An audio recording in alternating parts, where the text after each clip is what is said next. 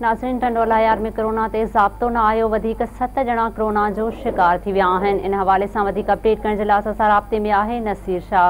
जी नसीर, तफ़सीलन खां आगाह कजो।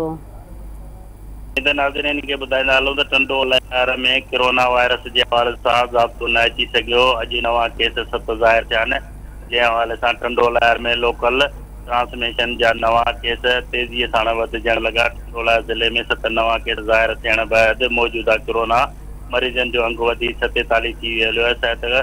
खाते पारां ज़ाहिर थियल कोरोना मरीज़नि खे घरनि में आइसोलेट कयो वियो आहे। कोरोना जे केसनि में तेज़ीअ जे बावजूदि हेल ताईं लॉकडाउन में समाजी वितीअ ते पंहिंजो अमल न थी सघियो आहे। राति 12 वॻे खां लॉकडाउन हुअण जे बावजूदि बि अवाम रोडनि ते घुमी रहियो आहे।